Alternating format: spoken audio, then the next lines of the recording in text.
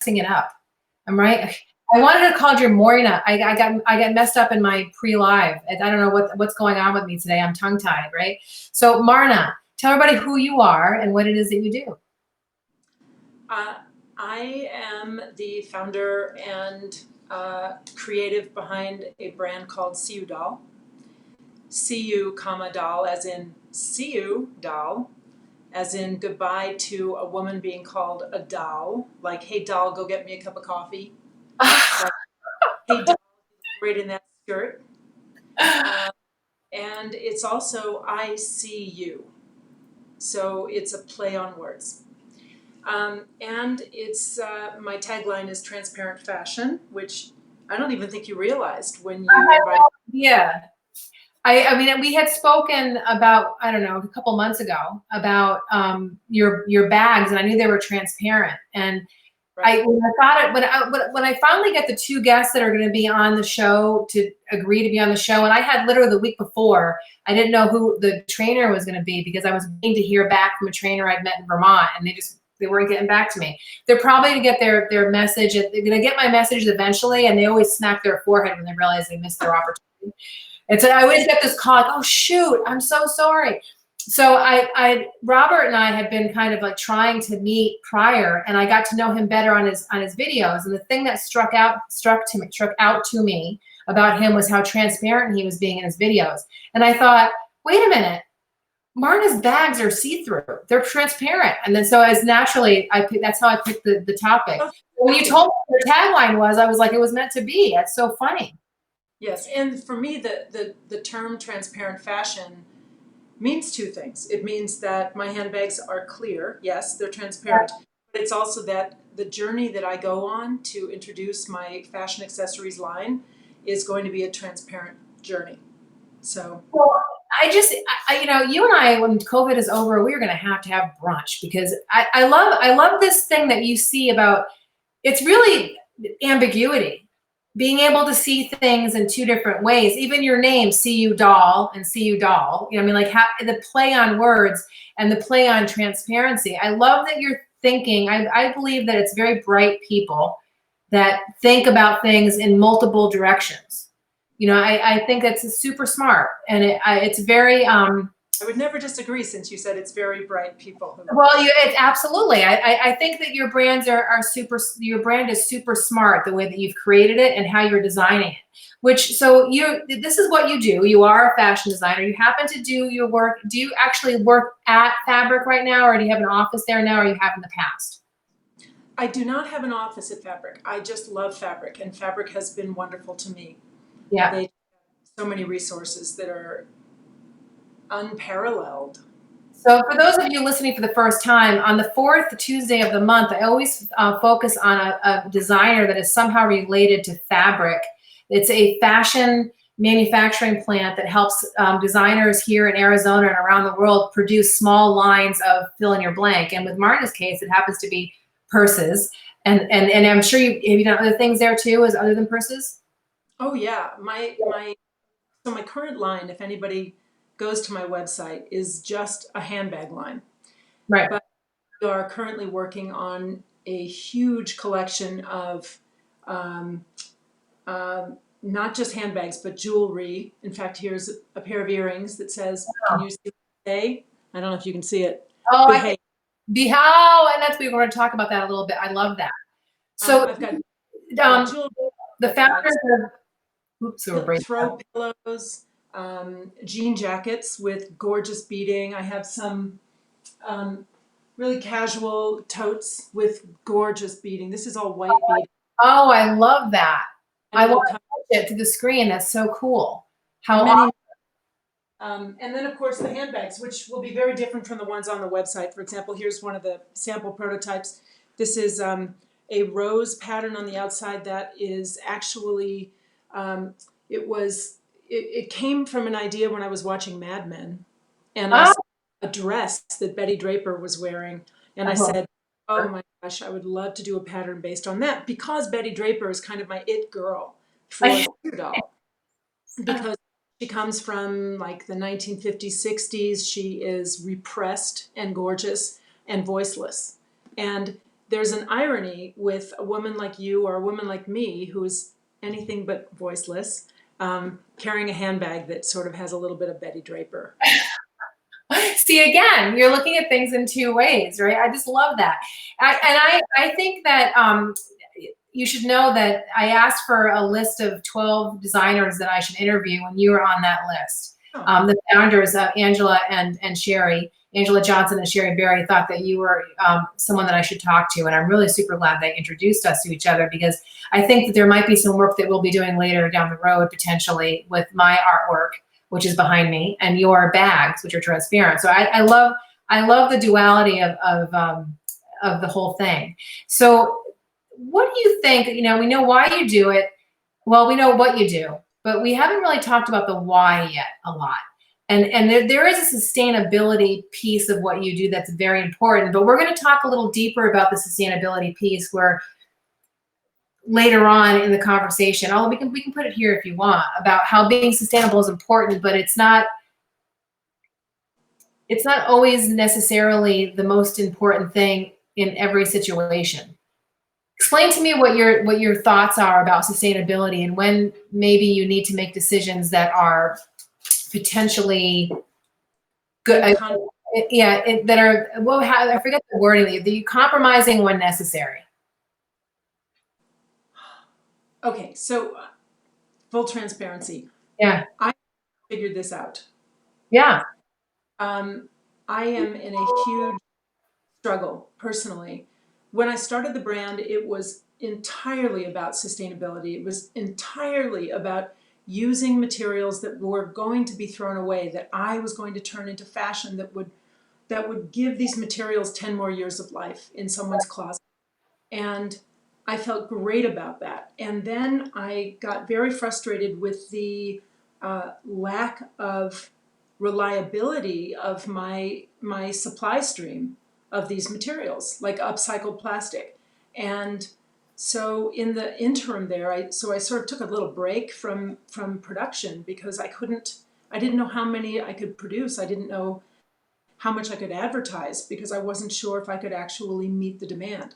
So in the interim, while I was taking a little hiatus on my designs and production, I thought to myself, well, I'm getting a little fired up here politically, and I'm not very happy about what's going on. And I started sketching and drawing and coming up with all these ideas, like the word behave, because I kind of feel like I'm being told to behave in a certain way in our society. And in some ways, it's a good thing, all right? So like quarantine, it's kind of important to behave if we're going to get our arms around COVID.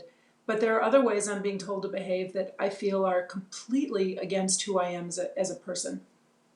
So again, it's that double meaning of the word behave. Right, like behave or behave. Yeah. There's always a dichotomy in life. Always. And I love what you're talking about, because one of the reasons why I feel so strongly about fabric, and I don't know if I told you this yet, was my godfather and my grandfather had a dress factory in Brooklyn. And my godfather, which is his son, had a dress factory in Rutland, Vermont. And he was the biggest employer in Rutland, Vermont for a very long time. And what happened is, as his workers started to age out, he couldn't replace them. And so he was in a situation where here he was, the biggest employer, and as his people are aging out, he's realizing he can't replace his workforce. And so he was forced to close the factory down and produce his work in China for a period of time. And it killed him, right? But the reality is he had an entire life built around. Now he ended up, changing up what he was making to work in China. But here's the reality: is that the reason why I'm really supporting what Fabric is doing is because they're trying to make an automated, artificial intelligence automated factory here in Arizona that will help people to not have to send things to China. I mean, we're all very critical. Like, keep the work here, keep the work here. But if you were to make a completely sustainable piece at Fabric, then you have to find a buyer who's able to buy a totally sustainably American-made t-shirt, which could be a $50 t-shirt. And there is a market for a $50 t-shirt, pulling a number out of the sky. But if you're already making, if like for my uncle, he was very torn about going to China. You know, he was a first generation Italian and very much believed in the American dream. Served as in in two branches of the armed services here for our country. So for him to have to go to China was like a big deal. However, what was he going to do? Not make a living? Right. So there's the quandrum, and there's that duplicity again between I want to make this sustainable piece. Yes. Yet I can't get the materials. And in order for me to stay open, I have to be able to make enough of these things to be able to sell them to stay open. I love how Local First Vermont puts it, or Local First Vermont, Local First Arizona, Local First period. They say shop local first, but if you can't find a local answer, then find an unlocal answer, right? And I think it should be that way with sustainability too. Like, do as much as you can to be sustainable and stay open within reason, right? Yeah. Yeah. I mean, I think I'm currently leaning a little more toward expressing myself. So in the areas where I have to compromise, and most of my product will still have a sustainable element to it, but it's not perfect. And I want a conversation on my website when I introduce my next collection. I want a conversation from customers about how they feel about that. And if they have ideas for me on how to become a little greener, because that is my ultimate goal. So that's interesting, because we talked about the difference between social good, having a social practice, which is I consider myself a social practice artist. My work is not just about making a painting. It's about the relationship that happens when I interview somebody, and that interview inspires a thought, and that thought inspires a painting. So for me, it's about the relationship. The fact that I'm able to sell some of my paintings kind of a fringe benefit. It's like an added perk. It's like the icing on the cake. The cake is the relationship. The cake is the relationships that are made because of the conversation and the education and the awareness that's produced for the charity that I work with and the organization that I'm talking about, or the person I'm talking about. So you are talking about social good, social practice versus money, and your key element is actually doing social good as opposed to earning revenue. Tell me about that. You're raising such fun conversations. I'm a little frustrated that we have such a short amount of time to talk. I know. We will have a lifetime to have these conversations. I have a feeling that you and I are going to have lots of them. Fair. I wish other people could join in this conversation right now. Okay, wait. So there's two things I want to say. One is that, interestingly, my entire product line is also about a conversation. And so what I am trying to do is inspire a conversation. Obviously, it can't be with me because I'm not in front of the customer all the time. Right. But my goal is that with people walking around wearing earrings that say behave, it's going to start a conversation. Or a handbag that has inside of it, it has a pouch inside that says behave. Right. It's contrasted against a rose exterior, whatever. That it'll start a conversation. That's my goal. In terms of money versus expression of values, for example, just yesterday I was having a conversation with a good friend, very successful businessman, about should an enterprise such as my fashion accessories business or your art creation, should it be first for profit and secondarily for the values that we're trying to convey, or should it first be based fundamentally in our passion and values, and from there comes the profitability? And I completely believe it needs to come from a values foundation and a passion that gets us through those really hard times as entrepreneurs. And then the money will come, hopefully.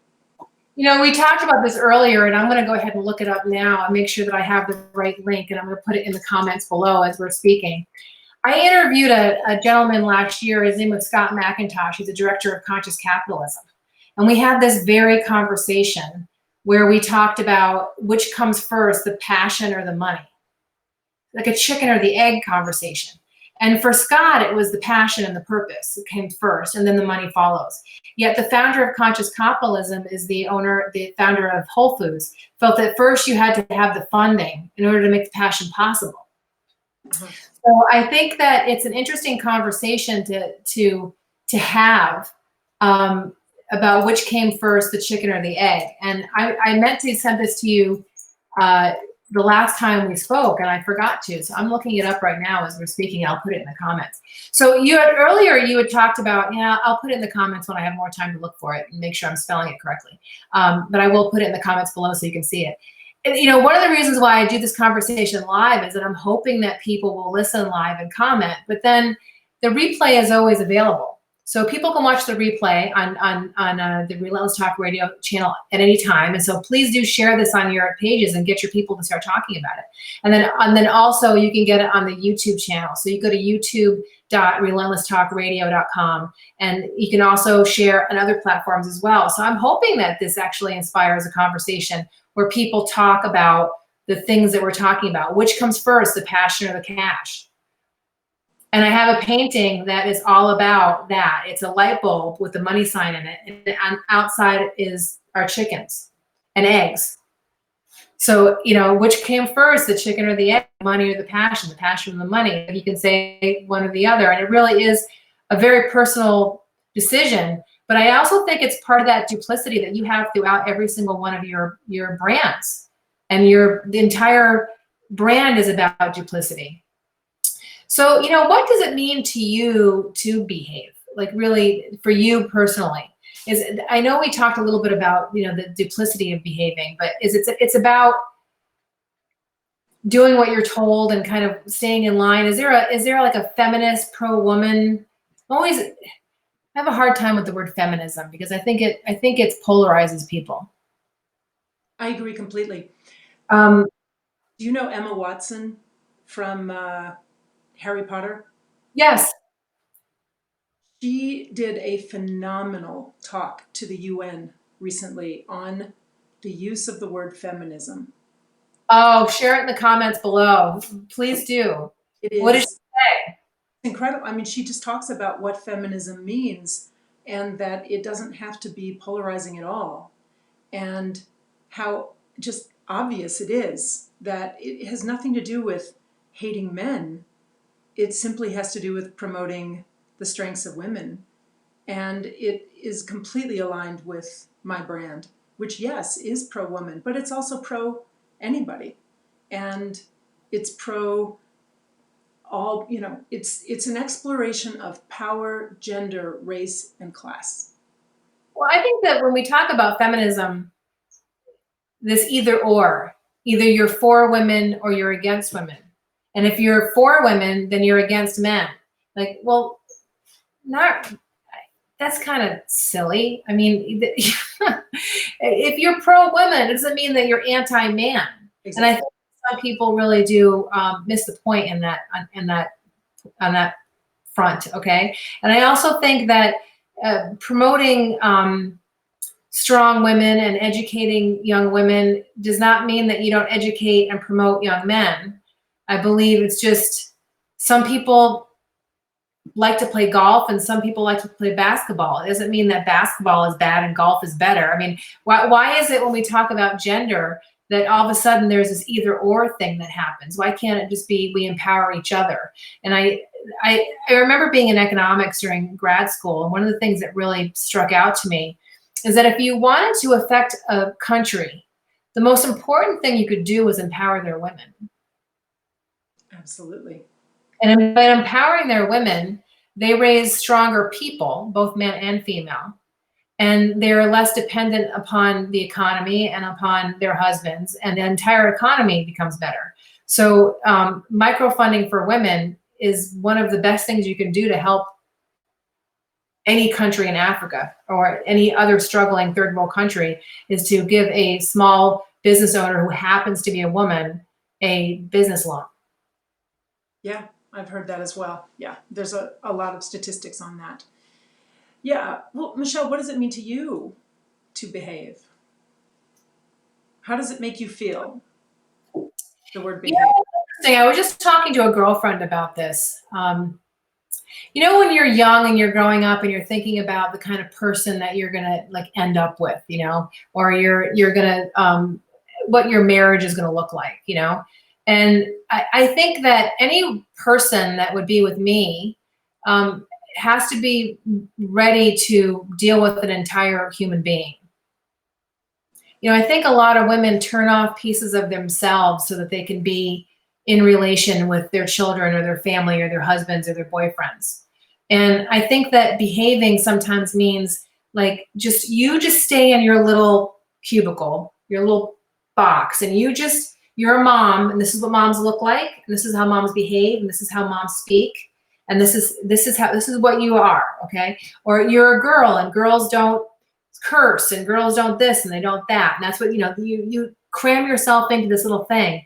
And I've never really fit into any of those boxes. You know, I mean, I am a girl. I am, pink and lipstick and heels, but I'm also a biker, and I'm a brainy. I'm a smarty. I'm a little bit of everything. And that doesn't make me less feminine or more masculine, It just makes me who I am. So anytime anybody tries to fit themselves into this little confined space, emotionally or physically, you're supposed to behave, right?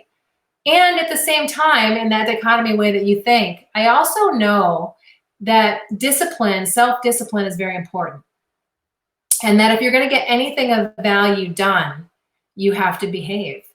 I mean, you have to make a decision on what your values are and what your lane is and stay in your lane. You have to keep your side of the street clean too. You have to behave.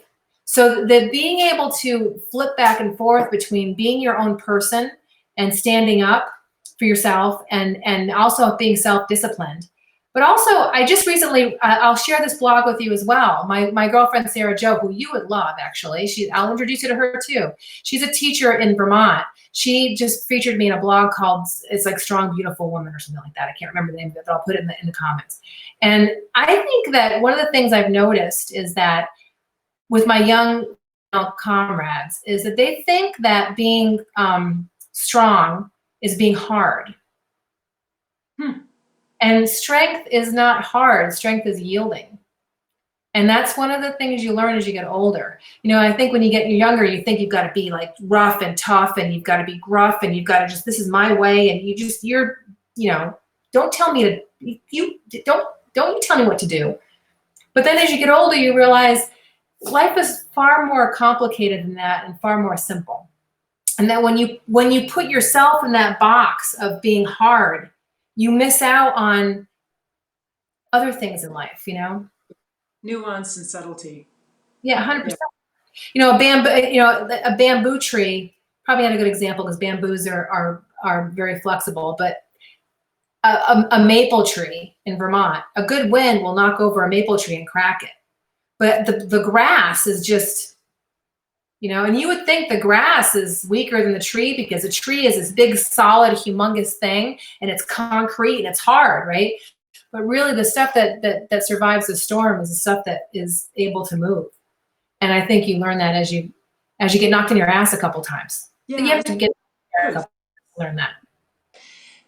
This is perfect. It's almost as if I had handed you a script, and this is exactly the conversation that I was hoping that people will have around this current collection, which is about to come out, around the word behave. It's, what does it mean to behave? Oh, I just love it. Are you going to have fashion shows and stuff?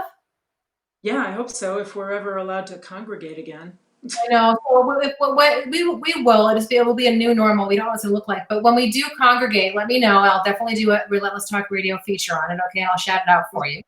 And if you need an old fogey model to step up there and behave on stage the way you'd like her to, but while she's not behaving, feel free to invite me to be on your lineup. You are on. Thank you so much, Michelle. So Marna, I really appreciate your time.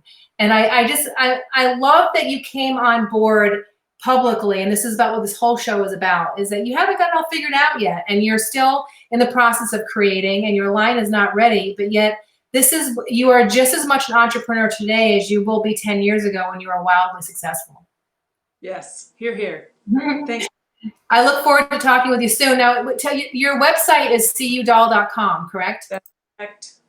And I'm going to go ahead and put that on the screen. And so people can go to cudoll.com to kind of see things unfold, right? Because your social media is kind of on hold at this point, correct? It is, but it'll be up and running within probably a month. Awesome. Yes, well, Marna, thank you. Keep in touch with me and make sure you tag me on stuff because I'm definitely going to share your shit. Fantastic. Thank you so much. Take care. See you soon. You take care. Bye-bye. Bye. All right, guys. So that is the end of episode 7. We had a little bit of a this is a little bit of a delay in the internet. I'm hoping that when it records, it's not recording this delay. But if it does, that's the relentless way. It's just the way it went today. So this is the end of episode 70. 250 interviews in the past years. I'm super excited to say that. That's an awful lot of work and a lot of really awesome relationships. So thanks for being here for episode 70 on my 250th conversation. Thanks a lot, guys. See you back next week. Cool. Thanks, Marna.